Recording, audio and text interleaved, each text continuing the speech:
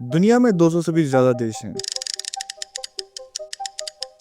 सबकी अलग भाषा, सबका अलग धर्म और सब अलग रूल्स फॉलो करते हैं। लेकिन इन 200 देशों में से 9 देश ऐसे हैं जिनके पास पूरी दुनिया खत्म करने की ताकत है। क्यों? क्योंकि इनके पास न्यूक्लियर वेपन्स हैं। लेकिन पिछले 70 साल से ईरान भी न्यूक्लियर वेपन बनाने की कोशिश कर रहा है, पर उसे बनाने नहीं दे रहे।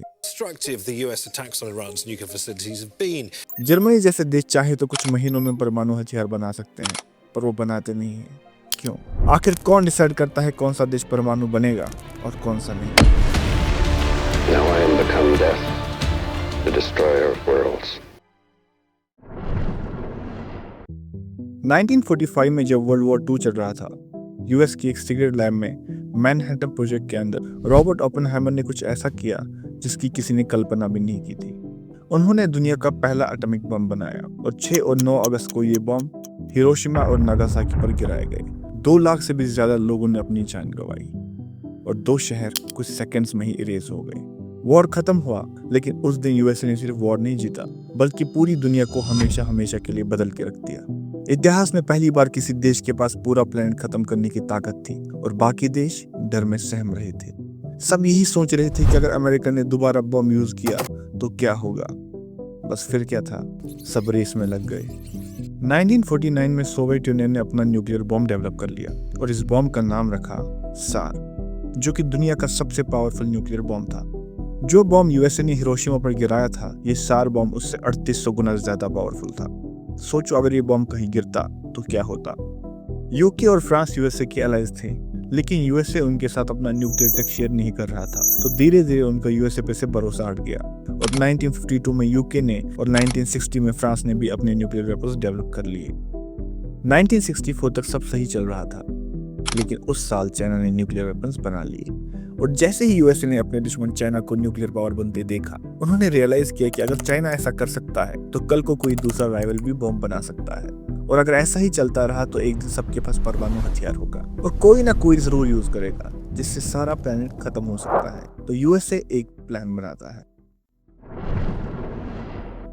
अगर आप किसी को जबरदस्ती नहीं रोक सकते तो उसे कानून से कंट्रोल करो।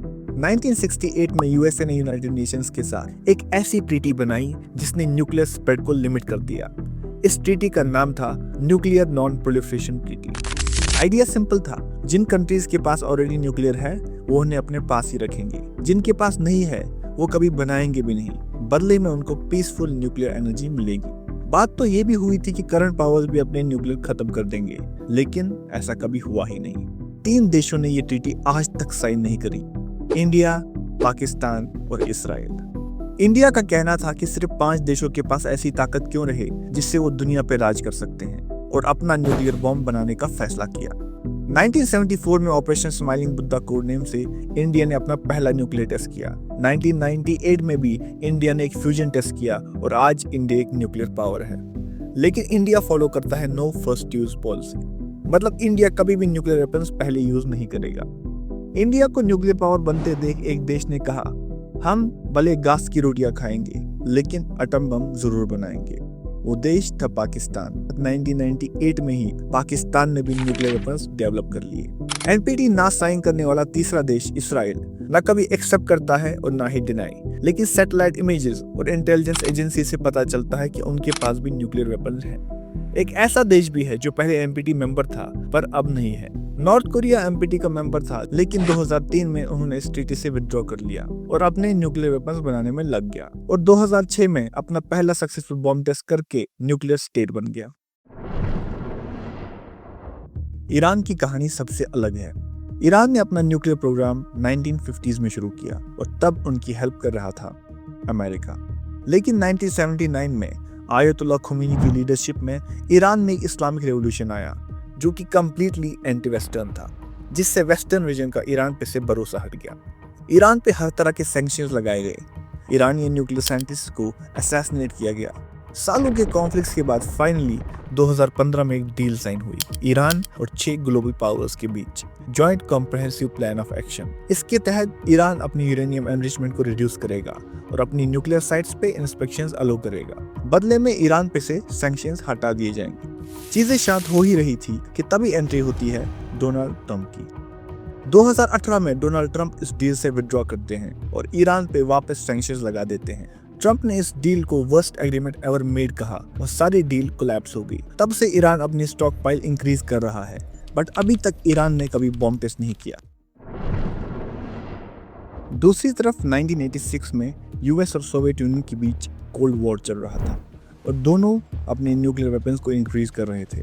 तब अकेले रशिया के पास 40,000 और यूएसए के पास 23,000 से भी ज्यादा न्यूक्लियर वॉरहेड्स थे। बढ़ती क्वांटिटी को देखकर जब डर बढ़ने लगा तो एक ट्रीटीज की सीरीज लाई गई। इन ट्रीटीज का पर्पस था न्यूक्लियर वेपन्स की क्वांटिटी कम करना, और ऐसा हुआ भी, लेकिन क्वांटिटी कम करने से खतरा कम नहीं हुआ। आज के टाइम पे यूएस और रशिया के पास 4 से 5,000 न्यूक्लियर वॉरहेड्स हैं और आज पूरी दुनिया में 12,000 से भी ज्यादा न्यूक्लियर वेपन्स हैं। लेकिन अगर 100 बॉम्ब्स दुनिया भर में गिराए जाए तो स्मोक से सन ब्लॉक हो जाएगा, जिससे ग्लोबल टेम्परेचर ड्रॉप हो जाएगा, फसलें खराब हो जाएंगी, लोग भूख से मरने लगेंगे और पूरी सोसाइटी कोलैप्स हो जाएगी। इसे थ्योरीज में न्यूक्लियर विंटर बोला जाता है। तो टेक्निकली दुनिया खत्म करने के लिए सिर्फ 100 बॉम्ब्स ही काफी हैं, लेकिन हमारे पास 12,000 से भी ज्यादा हैं। आज की डेट में अगर किसी के पास न्यूक्लियर वेपन्स आते हैं तो कोई उन्हें क्यों डिसमेंटल करेगा। लेकिन हिस्ट्री में एक रेयर ट्विस्ट भी आया है, जहां 4 देशों ने न्यूक्लियर वेपन्स होने के बावजूद भी खुद को न्यूक्लियर से दूर किया है। जब कोल्ड वॉर राइज पे था तब सीक्रेटली साउथ अफ्रीका ने 6 न्यूक्लियर वेपन्स डेवलप कर लिए, लेकिन साउथ अफ्रीका ने खुद ये वेपन्स डिसमेंटल कर दिए और 1991 में एनपीटी का हिस्सा बन गया। साउथ अफ्रीका इकलौता देश है जिसने न्यूक्लियर वेपन्स बना के उनको डिसमेंटल किया है। वहीं जब रशिया ने न्यूक्लियर वेपन्स बनाए थे तब वो सोवियत यूनियन के नाम से जाना जाता था और उसमें 13 से 14 नेशंस आते थे। 1991 में जब सोवियत यूनियन कोलैप्स हो गया तब हजारों न्यूक्लियर वॉरहेड्स 3 नई कंट्रीज के पास थे। कजाकिस्तान के पास 1400, बेलारूस के पास 81 और यूक्रेन के पास 1900 न्यूक्लियर वेपन्स थे। मतलब यूक्रेन दुनिया का 3rd लार्जेस्ट न्यूक्लियर पावर था। इन देशों ने बॉम्ब बनाया नहीं था, बल्कि इन्हें विरासत में मिले थे। लेकिन इनके पास परमाणु हथियार देखकर रशिया और यूएसए पैनिक हो गए। डर ये था कि ना इनके पास प्रॉपर इंफ्रास्ट्रक्चर है और ना ही सेंट्रलाइज कंट्रोल। तो एक डील साइन करी गई जिसमें इन 3 देशों ने न्यूक्लियर वेपन्स रशिया को वापस कर दिए और बदले में सिक्योरिटी और एड का वादा किया गया। लेकिन 2022 में रशिया ने यूक्रेन पे ही अटैक कर लिया। अगर यूक्रेन रशिया को न्यूक्लियर वेपन्स वापस ना करता तो शायद उन पे कभी अटैक ही नहीं होता। कुछ देश ऐसे भी हैं जो महीनों में न्यूक्लियर वेपन्स बना सकते हैं, जैसे जापान, जर्मनी और साउथ कोरिया, क्योंकि इनके पास एडवांस न्यूक्लियर टेक है, मैसिव एनर्जी प्रोग्राम्स और यूरेनियम की एवरेज कैपेसिटीज के साथ वर्ल्ड क्लास डिलीवरी सिस्टम्स भी हैं। तो वो क्यों नहीं बनाते? क्योंकि वो यूएस न्यूक्लियर अम्ब्रेला के अंडर आते हैं। मतलब कि यूएसए इन्हें अपने न्यूक्लियर वेपन्स देगा अगर इन्हें जरूरत पड़ी तो। लेकिन जिस दिन इनमें से किसी ने भी बॉम्ब बनाया तो वर्ल्ड मैप हमेशा के लिए बदल जाएगा। So now you know, दुनिया का मोस्ट पावरफुल वेपन बस वॉर के लिए नहीं है, बल्कि दुनिया पे कंट्रोल के लिए है। ईरान जैसे देश को सजा दी जाती है वो करने के लिए जो बाकी कुछ देश पहले ही कर चुके हैं। साउथ अफ्रीका जिन्होंने न्यूक्लियर वेपन्स को त्याग दिया उन्हें कोई याद नहीं रखता, और यूक्रेन जिन्होंने सिक्योरिटी के बदले न्यूक्लियर वॉरहेड्स लौटाए थे उन पे ही अटैक किया जाता है। जिस अमेरिका को डर लगा रहता है कि कोई न्यूक्लियर वेपन्स गेन न कर ले, इतिहास में वही इकलौता देश है जिसने न्यूक्लियर वेपन्स को यूज किया है। मोरल ऑफ द स्टोरी ये है कि सब अपना फायदा ढूंढते हैं। ईरान का फायदा न्यूक्लियर बनाने में है, यूएसए और इसराइल का फायदा ईरान को रोकने में है। आपका फायदा नॉलेज में था और मेरा फायदा आपके वीडियो शेयर करने से होगा। और हाँ, सब्सक्राइब।